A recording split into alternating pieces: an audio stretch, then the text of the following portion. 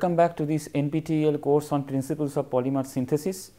For the last several classes, we have been talking about the synthetic aspects of the preparation of different industrial polymers. We mainly emphasize on the chemistry part of the synthesis, and secondly, we also talk about the wherever applicable the structure property relationships in as much detail as possible. So, today we are going to talk about polycarbonates. Polycarbonates they are also prepared by step growth polymerization, and typically these polycarbonates that we are going to talk about, they are also engineering polymers, and mainly you will see that they have the aromatic backbone. They could be also prepared from aliphatic precursors, but mainly they are prepared from aliphatic aromatic backbones. So, we will start with that. We will explain to you why that is so also in a detailed fashion as we go along in the class. Okay, so, we will start with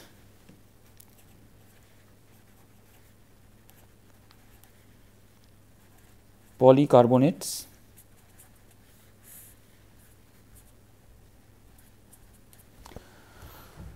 Okay. So, basically these are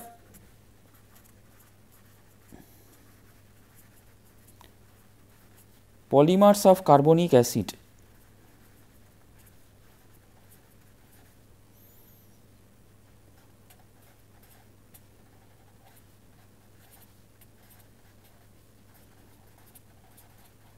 So, basically you have this carbonate linkage that will be there present in the polymer. So, that is why they are polycarbonates, and the most important commercial polycarbonate is based on bisphenol A. We have talked about bisphenol A before.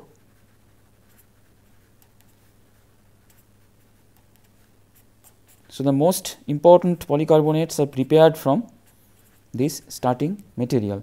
So, this is your bisphenol A or BPA, you can also tell. So, basically this is prepared from the reaction of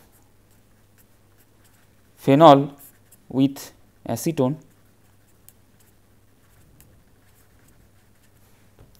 So, this A comes from acetone.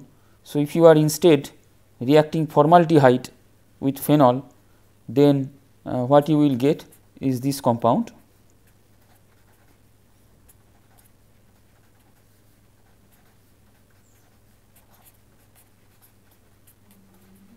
and that is bisphenol F. So, going by what component you are using. So, if it is formaldehyde, it is F, it is if it is acetone, it is A, so on and so forth. So, one molecule of acetone will react with two molecules of phenol to produce your bisphenol A. Now, so we are going to talk about bisphenol A based polycarbonates. So, BPA-PC, and one of the main ways to prepare bisphenol A based polycarbonate, which is mainly you will see mainly these polycarbonates are the industrially important polycarbonates. So, one of the main ways to prepare that is interfacial polycondensation. So, you see now that we have discussed the principle of interfacial polycondensation when we are talking about the principles of polymer synthesis in the first part of this course. So, now you will see the application of those principles here when we are talking about specific synthesis of different polymers. So, interfacial polycondensation, this is currently widely used for the industrial production of polycarbonates. So, what you do briefly is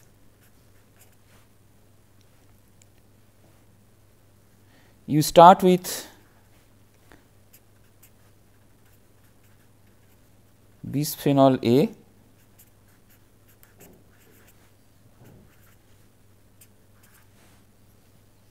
in fact, it will be the bisphenolate ion that will be used, and you react that with phosgene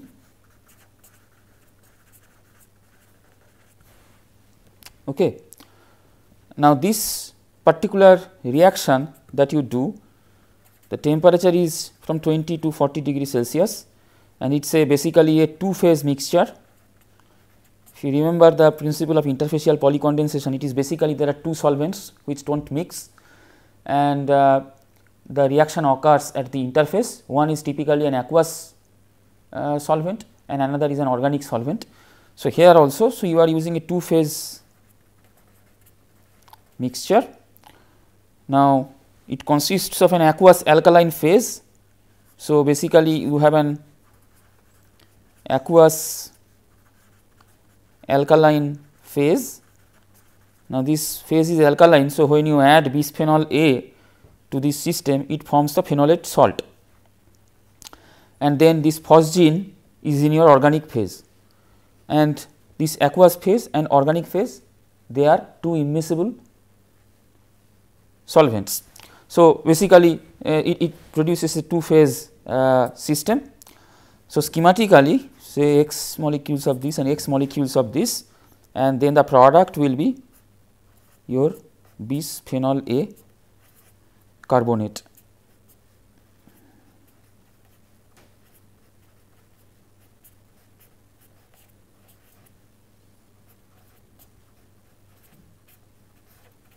So, you see O C double bond oxygen O, that is the linkage that you have, that is the carbonate. So, this is bisphenol A, BPA, BC polycarbonate, okay, and 2x molecules of sodium chloride will be produced. So, what is done here is, firstly you take your bisphenol A and this bisphenol A you dissolve in aqueous phase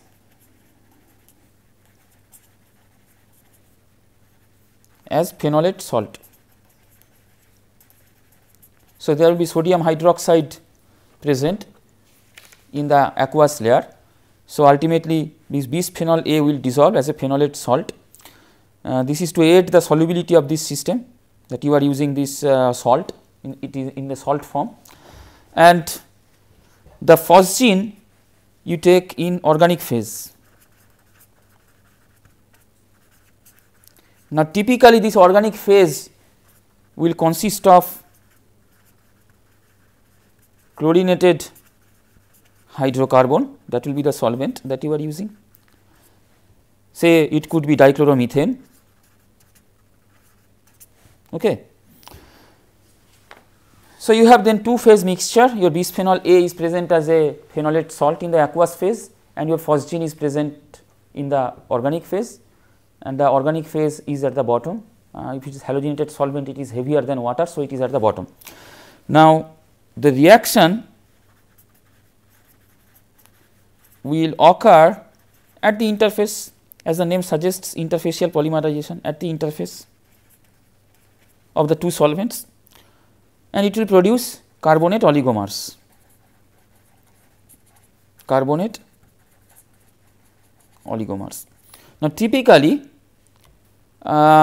you will use phase transfer catalysts,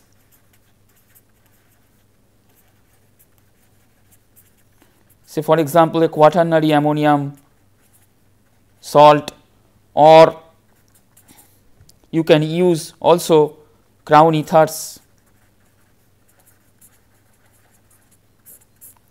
The reason why you will use these phase transfer catalysts is because these catalysts will enhance the transfer of the phenolate salt across the interface into the organic layer. So, the reaction may not occur exactly at the interface, it will occur either slightly towards the organic site or slightly towards the aqueous site. In this case, it will occur slightly towards the organic site. So, the phenolate salt that is there dissolved in water, that has to be brought to the organic layer. This salt does not have very large, very high solubility in organic layer. So, this anion, that phenolate anion, this big anion, that can pair very well with this tetra alkyl ammonium salt. So, this tetraalkyl ammonium salt, which has a big cation that can pair with this big anion, which is your phenolate ion, and bring it towards the organic layer. Okay. Or if you are using say crown ether has lots of oxygens, and it has the cavity, and this can actually, these oxygens, they can interact with the corresponding cation. In this case you have the sodium ion, which is the counter ion for the bisphenolate anion. So, it can actually interact with the sodium ion and bring that along with the ion, which is the anion, the bisphenolate A, along with that it can bring to the organic layer. So, this crown ether, that will interact with the counter ion of bisphenolate A, which is your sodium ion Na plus, and it will bring it towards the organic layer, and along with that Na plus, your big phenolate ion also will come towards the organic layer. So, this is how the phase transfer catalysts will work. So, you can also use, so this is phase transfer catalyst, and typically to catalyze the reaction itself you could use tertiary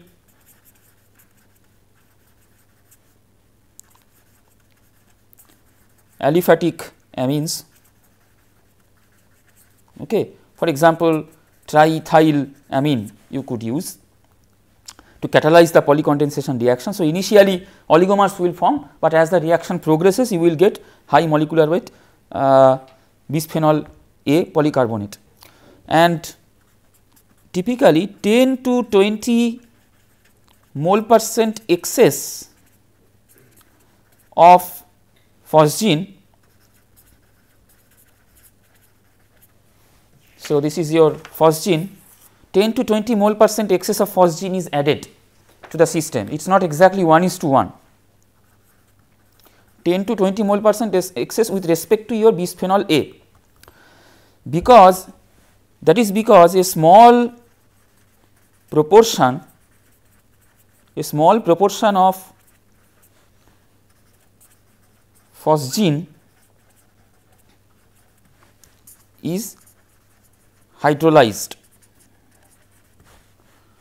during the reaction.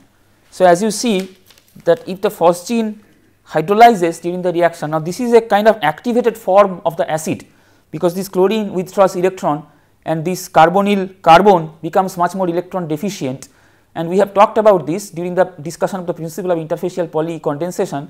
There we specifically talked about the reaction of a diamine with a diacid to prepare the polyamide, and instead of using diacid we used diacid chloride, because that actually enhances the electrophilicity of that acid. So, the reactivity goes up a notch. Now, if that hydrolyzes, then the corresponding acid will be produced and the reaction rate will become lower. Remember, you are not using a very high temperature, since this is an activated starting material or reagent. You are using quite a low temperature, which is also an advantage of interfacial polycondensation. So, now if this gets hydrolyzed and if it forms the corresponding acid, I mean in general if you are having an acid chloride, it is prone to getting hydrolyzed, and if it forms the corresponding acid, then at this temperature the rate constant of that reaction will be quite small. So, the reaction will proceed very slowly, and in some cases not at a rate which is practical for industrial purpose. So, small proportion of phosgene will be hydrolyzed. So, in order for enough amount of phosgene to remain to react with your bisphenolate ion, you use 10 to 20 mole% of excess, and of course, the hydrolysis products are sodium chloride, sodium carbonate. These are dissolved in the aqueous phase, and during the polycondensation reaction, this aqueous phase, it is kept alkaline just to ensure that bisphenol A stays as bisphenolate, sodium bisphenolate salt, because otherwise its solubility in water will be affected, because bisphenol A solubility is low in water. In order to dissolve that in water and let the reaction happen, you used sodium hydroxide in the first place to make the solution alkaline and dissolve it as the phenolate salt, and of course, to bring it towards the organic layer you used phase transfer catalyst, either tetraalkyl ammonium salt or a crown ether. So, you make sure that the aqueous phase remains alkaline, so that the pH is in the range of 9 to 14 during the course of the reaction, and monofunctional phenols can be used as chain terminators to control the molecular weight. We have discussed this principle before. Chain terminator. We have told that if you have a monofunctional monomer present, then that can actually end cap the growing polymer, and there will be no further functionality available to react, and the polymer will stop growing. And depending on how much you are adding, you can limit your molecular weight. So, these monofunctional phenols, they could be what could be the compound that you are using? I mean, this class of phenols you are using. You can use phenol itself, or you could use say 4-tert-butyl phenol. So, those kinds of monofunctional molecules you could use to limit the or the control the molecular weight. Okay. So, once the reaction is complete, what you have? You have the aqueous alkaline phase. Now, this aqueous alkaline phase, you separate this, separate from the organic phase. There will be two layers produced. So, you separate this aqueous layer from the organic layer, your product will be in the organic layer, and this separation could be done, for example, by centrifugation. All right. So, you will have a bottom layer which is organic, and you carefully take out until the interface is reached. So, the organic phase is collected out. Now, so centrifugation. Once you have collected the organic phase which now contains your product, you have the organic phase. Now, this organic phase you wash that with dilute acid, wash with dilute acid, in this case HCl. This will neutralize the alkali. It was in contact with the alkaline aqueous layer. So, it will have some alkali. So, you have to neutralize this, neutralize the alkali. So, you wash with dilute HCl, dilute hydrochloric acid, dilute mineral acid, and then you wash it free of electrolytes, washed free of electrolytes with demineralized water. So, first you wash with dilute HCl, then you wash with water, salts and all those things will go, whatever has come into this organic phase, whatever little has come. So, this organic phase now contains your product which is your polycarbonate. So, what you do is that you add this solution. So, what you can do is you add this solution to a particular solvent in which your polycarbonate is not soluble. So, you add to a non-solvent. So, polycarbonates typically they will not be soluble in say heptane. So, you add this solution to heptane and then the polycarbonate will precipitate out. Okay. Or what you can do is that you can introduce this solution into hot water and subsequently you can evaporate and then you will get your product. So, this is how then you can use interfacial polycondensation to get your polycarbonate, and all the telltale signs of interfacial polymerization is there. We have already discussed before. So, you have an interface, you have two solvents, one is aqueous layer, one is organic layer, and you are using a phase transfer catalyst to bring your bisphenol A, which is not in bisphenol A form, but which is in its salt form, bisphenolate it is salt form in the aqueous layer. So, it is dissolved in aqueous layer and then you are bringing it towards the organic layer using a phase transfer catalyst, and the organic layer itself contains the activated acid, which is in this case the phosgene, and then the reaction happens somewhere close to the interface towards slightly towards the organic side, and in order to control the molecular weight of the product, you are using monofunctional monomers, in this case the monofunctional phenols or the derivatives of monofunctional phenols, and then once the reaction is complete, you just separate them out by centrifugation. When the two distinct layers have formed, the top layer is water, the bottom layer is the top layer is aqueous layer, the bottom layer is organic layer, and then you take it out and then you can wash it with dilute HCl to remove the residual alkali, or and then the residual salt is removed by washing with water, and then you can precipitate your polycarbonate by adding this solution to a solvent in which the polycarbonate is not soluble, in this case say heptane, and then you get the solid, and you can dry it and you can use it. So, this is all about the synthesis of polycarbonate through interfacial polycondensation. There are other processes also that we are going to discuss now that are used to synthesize polycarbonates. So, one of them is melt transesterification.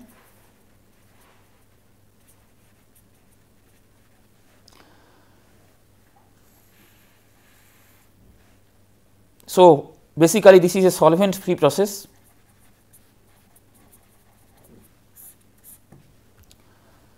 and as the name suggests, this is transesterification. So, again you start with your bisphenol A. In this case you are not using a bisphenolate, the salt, because you are not using a solvent in which it has to be dissolved. So, you can just use the parent bisphenol A. So, this is your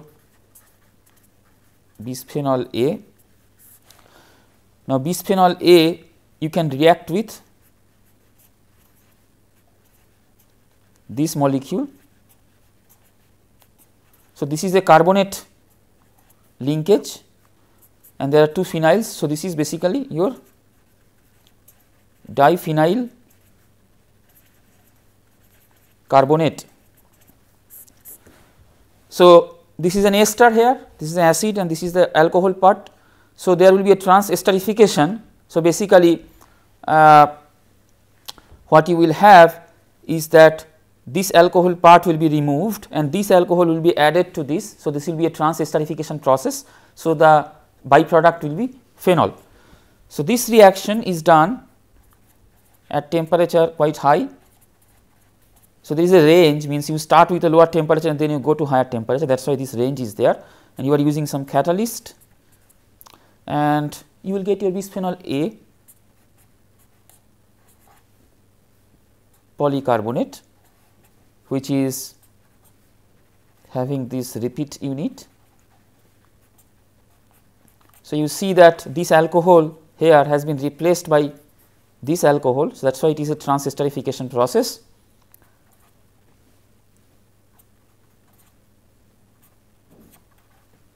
So, this is BPA-PC, bisphenol A polycarbonate, that is the abbreviation, and you will have, so if you have n number of molecules here, n number of molecules here, then you will have 2n number of phenol molecules that are produced, and this phenol has to be removed through distillation in order to drive this reaction forward.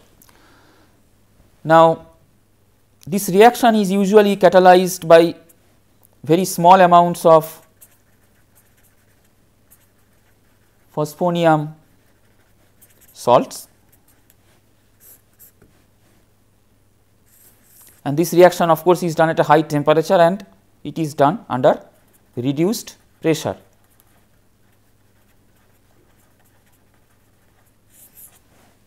In order to facilitate the removal of phenol through distillation.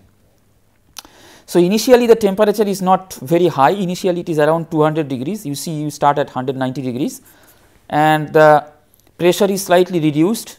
So, the pressure is around 20 kilopascal, and during the course of the reaction you raise the temperature towards 300 degree, 300 to 320 degrees Celsius, gradually you raise the temperature and the pressure is reduced further up to 0.1 kilopascal. So, towards the end of the reaction you have to use quite high temperature, because you need to maintain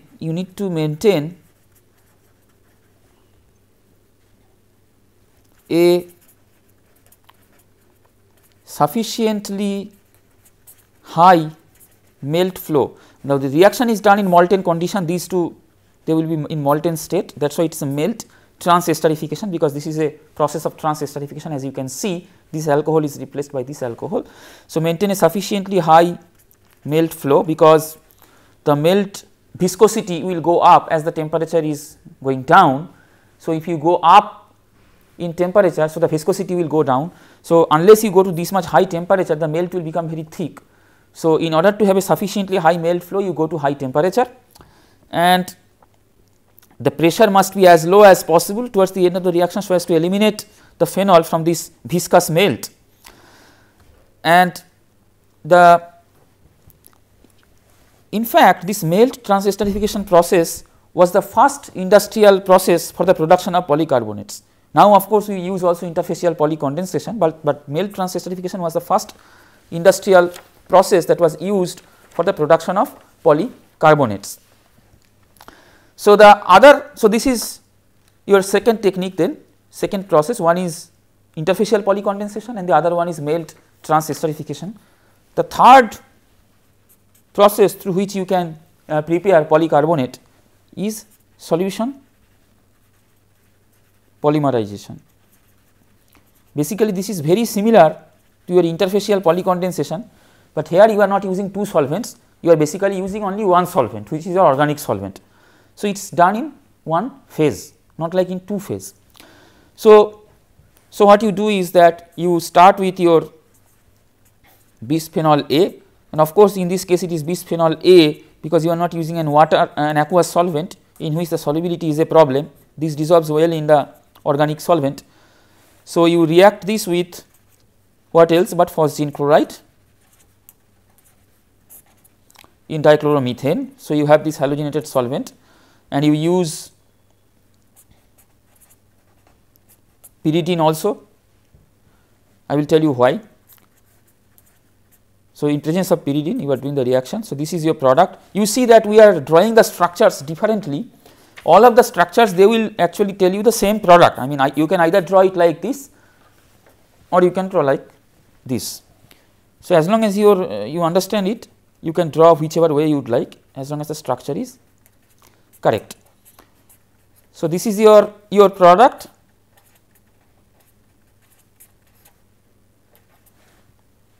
Along with that, HCl will be produced. Now, when you are doing interfacial polycondensation, what happened is, instead of HCl, sodium chloride was produced because it was a sodium salt. Now, in this case it is not sodium salt, so you are having an HCl production, and in order to scavenge this HCl, in order to remove this HCl, you have to use a base. That is why you are using pyridine.